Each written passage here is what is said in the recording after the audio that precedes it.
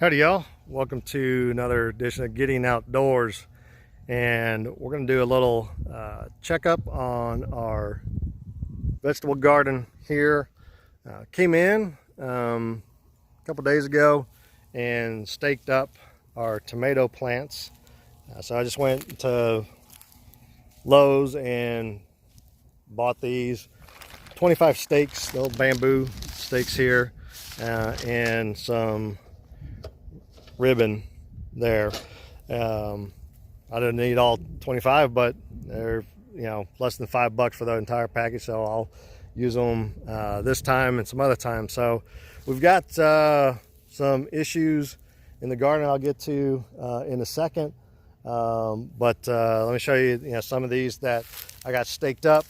I just went from the bottom, staked up kind of high there, and so that way we can start getting these going up before I put on our tomato cages. If you haven't seen that video, we've got two videos on how to build your own large tomato cages. Go and check that out. But if I use the long or round tomato cages right now, these tomatoes are just going to flop over. I mean, the tomato cages are basically, I'd say they're probably 3 feet side, diameter, and so that doesn't help when they start growing up. Now, when this one gets up to probably about right here, then I'll go ahead and cage it up and get it going that way. So I've taken off a lot of the bottom leaves. This one here, probably need to go ahead and get this one off of there, and possibly this one here. This one is called double stem, and actually there'll be a bigger plant. Again, I've got the large tomato cages, so I'm not worried about that. I'm not staking these as far as their full growth and eliminating out a lot of those leaves. I do let a lot of those suckers go, especially on my cherry tomatoes, because I think that they do get fuller and produce more if you give them the right nutrients. So I got those staked out there, and I didn't pull. Usually, well, here, let me back up here. Typically on a small plant like this, okay, is these flowers that are right in here, I would have pulled those flowers so that way I can get as much production going into the roots and into growing the plant rather than growing tomatoes right now, and I just hadn't done that. So we've got another set right here that I'm going to go ahead and snip off, and they're easy to do just with your fingers, and again that will allow everything to go back into the root system and growing these up to be larger tomatoes. Now you can see here I've got a little damage on these, and I'll get to what that is in a second, but everything else is going good. Actually ended up the other day when I went to get these stakes, I ended up getting a couple of watermelon plants. I said I wasn't going to do watermelon this year, and of course, what did I do? I got watermelon. So I've got our cantaloupe here and our watermelon there, and I'm hoping that this area all through here kind of is where all the vines will let them grow out. So our cucumbers are coming along nicely.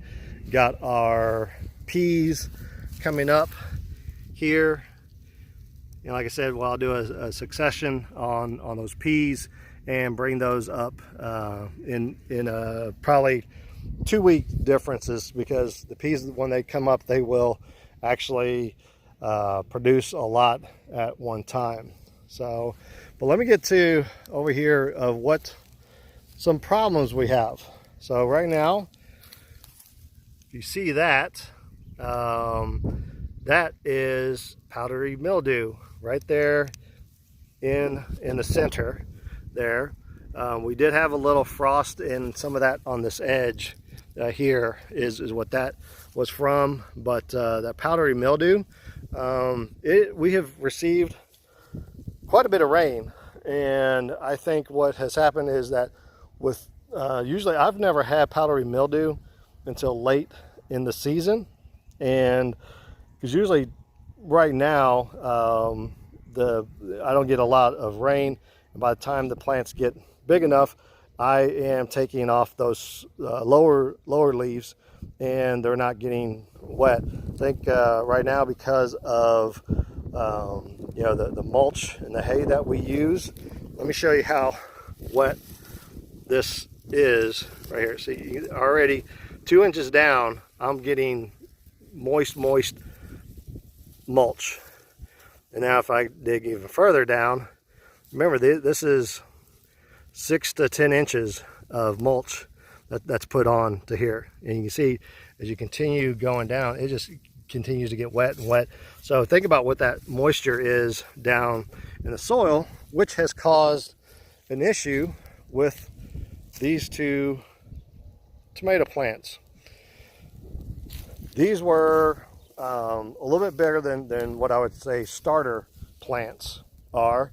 And anytime I put a tomato plant in, I try to put them as deep as possible to get as much root system as possible. Well, as you saw, the ones that I had already staked up a few minutes ago, those aren't very deep because those small, you know, they were smaller plants, so I couldn't get them down.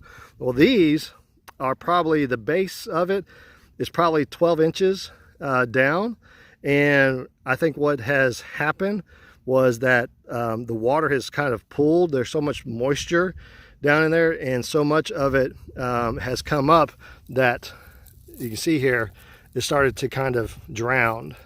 Now what I'm hoping is this one here, even though we got a bright sunny session right now, is that hopefully some of this moisture will get away, that the sun will start some new growth. I think we got some new growth kind of coming here, but I can just tell these leaves here, are very, you can tell they're watered down.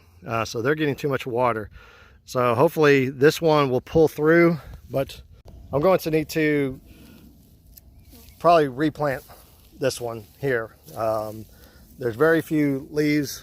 I don't think that this one is getting what it's gonna need. We're supposed to have more rain tomorrow. Then it's supposed to kind of clear up. So I think I'm gonna have to probably pull this one out and start over, unfortunately. But that is what it is. So other than those two tomato plants, I've never had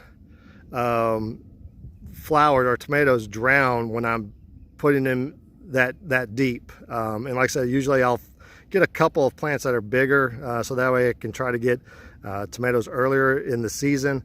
But usually I never have had a problem. Now, if you remember, this area right here is what we expanded. That used to be an in-ground garden, and that one would flood, and I lost a lot of tomatoes and stuff. But you can see all the tomatoes that now are in that soil that's above ground, even though it's not as deep as what I want them to be, are doing okay. They could be better. But these two here, when I planted them that deep, it caused a problem with this much rain that we've had. And so hopefully like I said, hopefully that one back here will recover. We'll just keep tendering it and find out. I'm probably going to replace this one here. But we've got, again, some powdery mildew in some of these plants here. These are my yellow zucchinis. I came out last night and I need to take these and throw these away before they start composting down. You do not want to compost or use powdery mildew leaves just laying around. So what I'm going to do is something like this. Is I'm going to snip that off, and I've got plenty of other leaves there. I'm going to throw this away. Now typically when I go through and purge out leaves that I don't need on zucchini plants, I'll just throw them to the side there and let them kind of just mulch in place and become, you know, part of the flower bed or the garden. But this time I'm going to go ahead and pull that off. Now there's two recipes that I saw online. One was a milk base. You put 1 part milk with 8 parts water. And then there was another one that was a baking soda. So I've got several plants that have this. I may try experiment on each to see which one is better. But these over here are doing a little bit better than that big one there, and a couple of the zucchini squash that I've got on that other side. I do have my bell peppers. I'll come out when these get a little bit bigger. I'll stake these out. I've got 5 of those going. And again, look, our cucumbers are starting to climb up the trellis here. So next video probably will be what the results are on our experiment with the mold problem. Again, the fungus, hopefully that mildew we'll just be able to get rid of if we can get some of this rain out of the way, which is supposed to come tomorrow. But then the next 10-day forecast look like it's supposed to start getting warm and into our spring time. So y'all have a good one. Don't forget to like, subscribe, hit that bell down below so that way you know that the next time that we have a video up and going.